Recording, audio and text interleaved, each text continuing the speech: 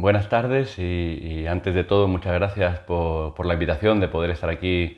aunque sea virtualmente, y nada, siento mucho no haberme podido desplazar para allá, pero bueno, asuntos laborales mandan. El- Mi parte de la intervención va a versar sobre algunos de los mantras que se han ido construyendo o que hemos ido construyendo todos conjuntamente en relación a estos primeros meses de pandemia de COVID y que muy probablemente pueden tener una lectura dentro del marco de las desigualdades sociales y de la salud pública en términos generales, que haría que si esa lectura se hubiera tenido en cuenta desde el principio, esos mantras no hubieran sido tan mainstream, ¿no? O tan difundidos, ¿no? Así que directamente, y como Pedro seguramente ya ha hecho la intervención, si es que el vídeo se pone después de la intervención de Pedro, creo que es el armazón perfecto para poder avanzar en esta línea.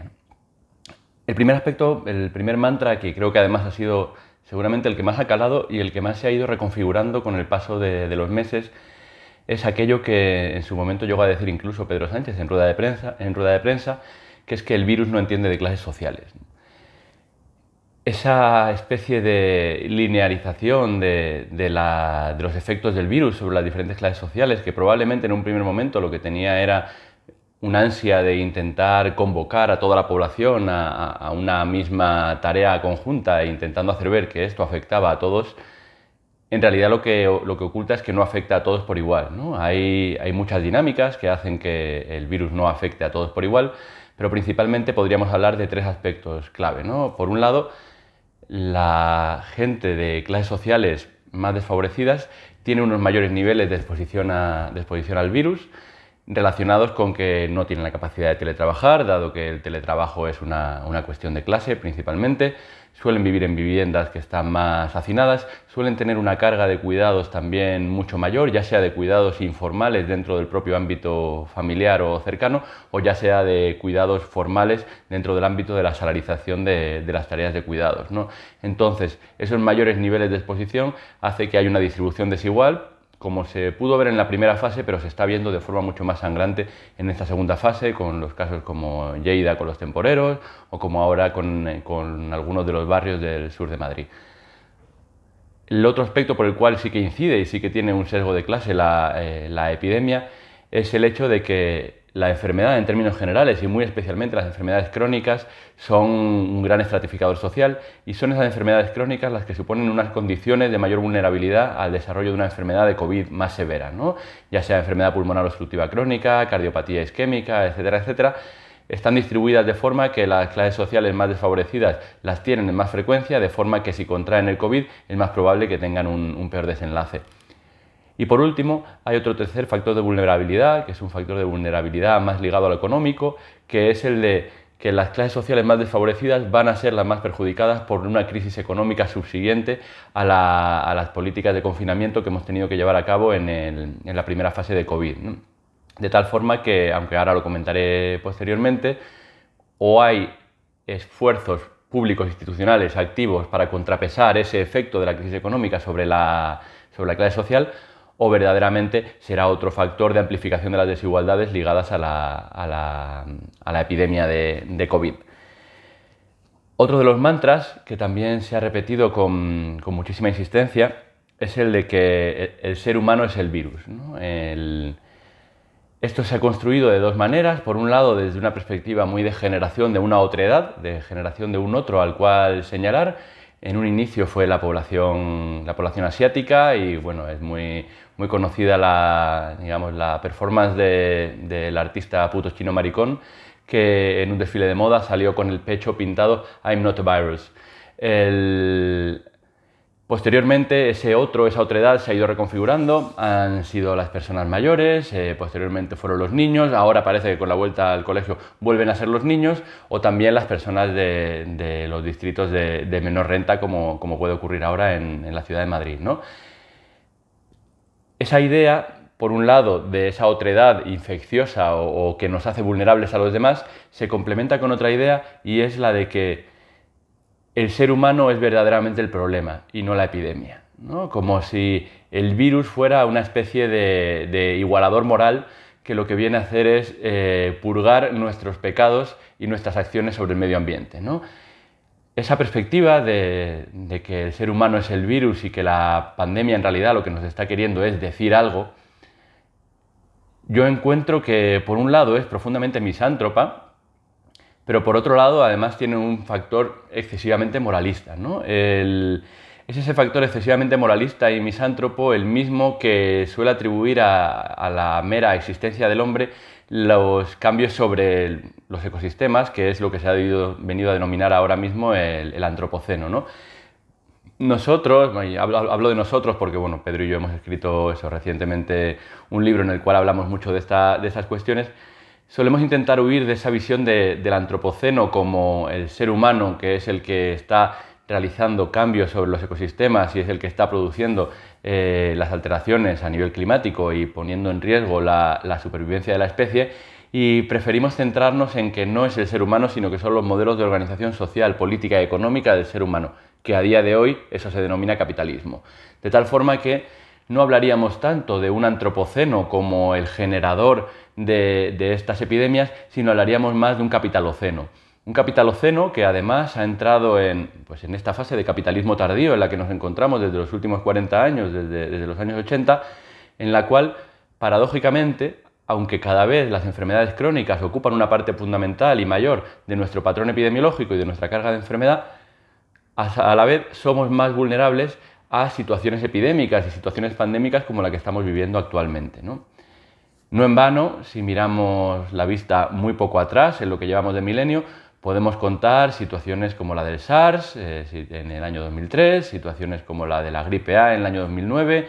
la del ébola en el año 2014 o la de COVID en el año 2020, ¿no? y 2020 y lo que venga. Entonces, bueno, creo que a ese respecto, otro de esos lemas, ¿no?, que tanto nos colocaba en el centro como los culpables, a lo mejor debería señalar a algo más claro, ¿no? Ese tipo de situaciones no acabarían si el ser humano no estuviera, acabarían si nuestro modelo de organización social, política y económica fuera otro. Y si no acabarían, al menos sí que sería menor nuestra vulnerabilidad a las mismas, ¿no? Después de que el virus no entiende de clases y de que el ser humano es el virus, hay otro tercer lema o mantra o tercer lugar común en el cual se han desarrollado muchos de los discursos y desgraciadamente muchas de las políticas incluso, que es el de es imprescindible recuperar la economía, ¿no? El virus es algo con lo que vamos a tener que convivir, de tal forma que la economía hay que recuperarla cuanto antes, intentando trazar además una especie de dicotomía entre la salud y la economía o la actividad de mercado. A ese respecto sí que veo muy importante hablar de que la relación entre salud y economía es una relación tremendamente compleja, es uno de los puntos fundamentales de tensión en el ámbito de la salud pública y de las políticas de salud, y hay que analizarla con un factor fundamental que muchas veces al analizar políticas de salud nos olvidamos, que es el factor tiempo, ¿no? En una situación como la que hemos vivido nos hemos encontrado en un momento en el cual sabíamos que si no frenábamos ningún tipo de actividad económica tendríamos un número determinado de muertes y enfermedades ciertas, conocidas y que además afectarían más a las personas más vulnerables en el ahora. Pero por otro lado sabíamos que el freno a las actividades económicas necesarias en el ahora para intentar evitar esa carga de enfermedad y de mortalidad produciría una crisis económica, y sabemos que las crisis económicas en el medio y largo plazo provocan también un incremento de la morbilidad y un incremento de la mortalidad que además también recae sobre colectivos más vulnerables, especialmente colectivos más vulnerables en el punto de vista de la vulnerabilidad social y económica. En esa situación, en ese dilema en el cual había que elegir entre comillas, salvar las vidas de ahora y salvar las vidas del futuro, tenemos que analizar el factor tiempo. Ese factor tiempo que nos hace decir que si bien el daño sobre la salud en el ahora era cierto, el daño sobre la salud en el futuro solamente es hipotético, porque existen mecanismos para intentar amortiguar los efectos de las crisis económicas sobre la salud. De tal forma que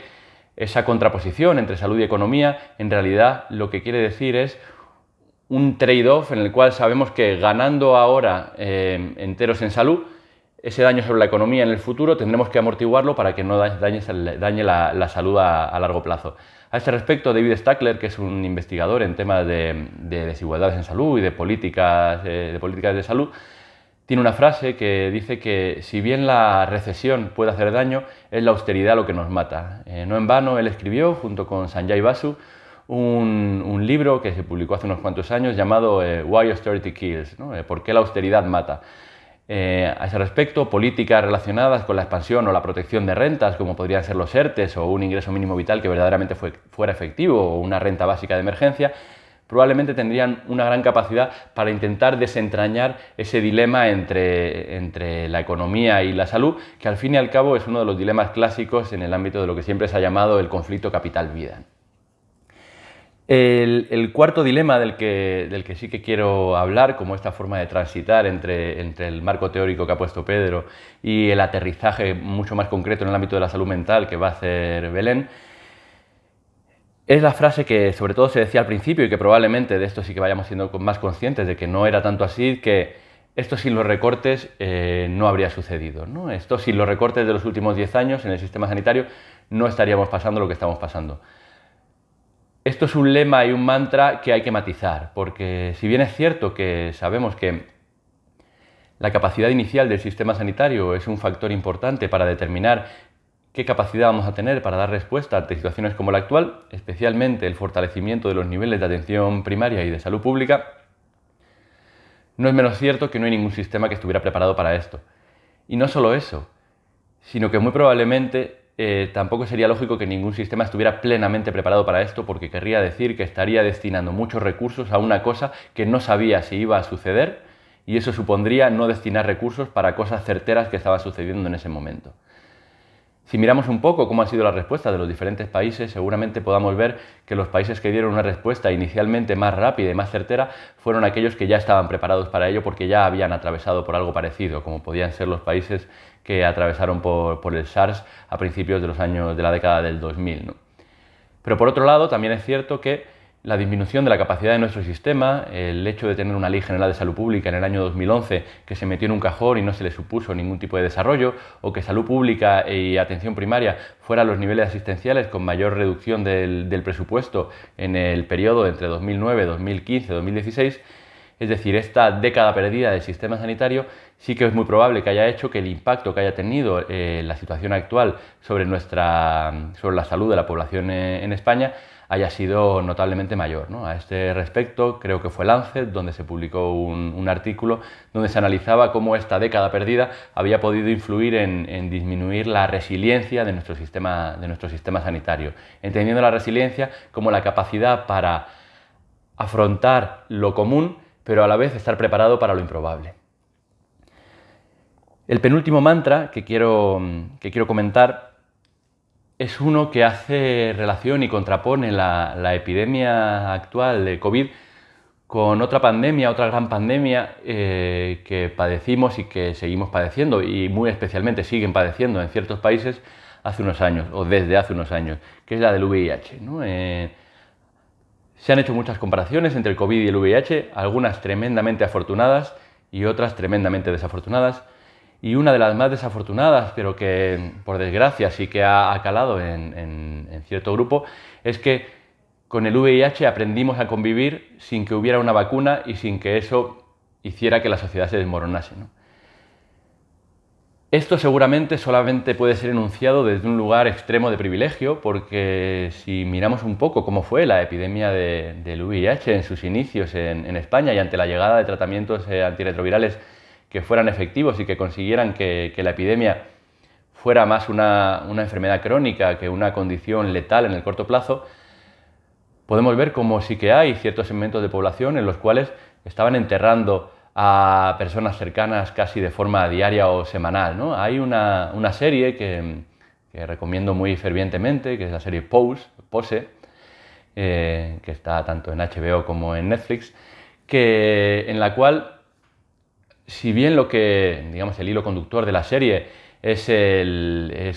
un grupo de población trans y sus vidas diarias y en torno a ciertas actividades y a ciertas problemáticas muy propias de su colectivo y de su identidad, hay un hilo conductor de fondo que es el de cómo la pandemia del VIH fue haciendo de un gran estratificador social haciendo que además se intersectara con diferentes otras variables, como podían ser la pobreza, como podían ser la identidad sexual o como podían ser las condiciones de género, ¿no? Entonces, ahí se puede ver claramente cómo hablar de que no tener una vacuna para el VIH hizo que no pasara nada y que todos nos acostumbráramos a ello es cuanto menos injusto y también reduccionista. Pero por otro lado, con el VIH se pueden hacer muchísimas comparaciones. Con el VIH se puede hacer comparaciones desde el punto de vista de que en un primer momento se intentó buscar una otredad a la cual dirigirnos, que en ese caso fue principalmente la población de hombres que mantenían sexo con hombres, y que a día de hoy ha podido ser en un primer momento pues eso, las personas mayores, la población asiática, los niños, siempre una otredad que sale fuera de la hegemonía de quien construye el discurso, ¿no? Pero también hay otro aspecto fundamental que podemos aprender de cara a futuro y es el de la lucha en el ámbito de la propiedad intelectual.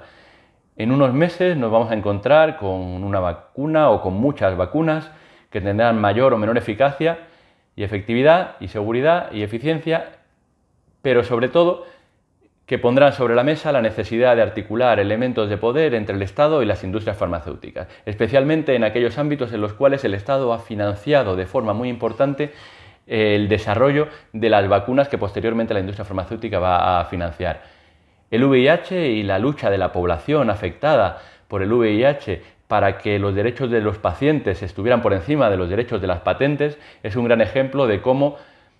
el establecimiento de precios y el derecho al acceso a ciertos medicamentos o innovaciones tecnológicas y farmacéuticas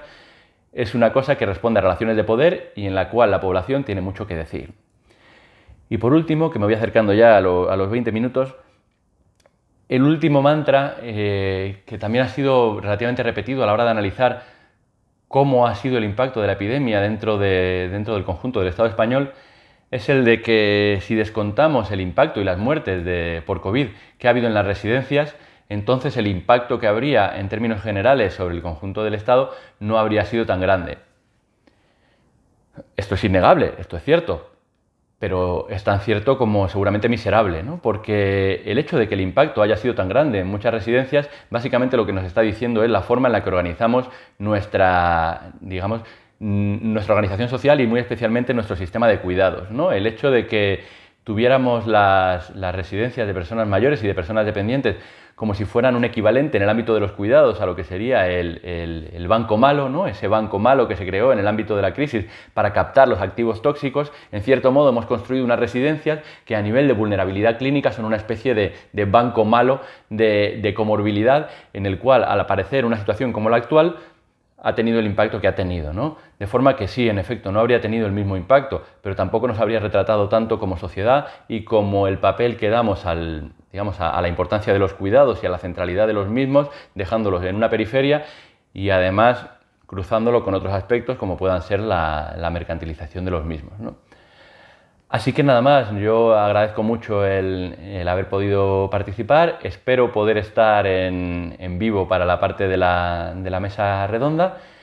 y un placer poder reflexionar sobre estos temas que creo que una situación como la del COVID es cierto que ha evidenciado muchas de las vulnerabilidades que estaban muy presentes, que estaban siendo vividas de forma mucho más clara por grupos de población que probablemente no tuvieran voz para enunciarlas y que ahora se han convertido más mainstream, pero eso no tiene que hacer que dejemos de ver que siguen influyendo de forma muy específica en colectivos concretos. Muchas gracias.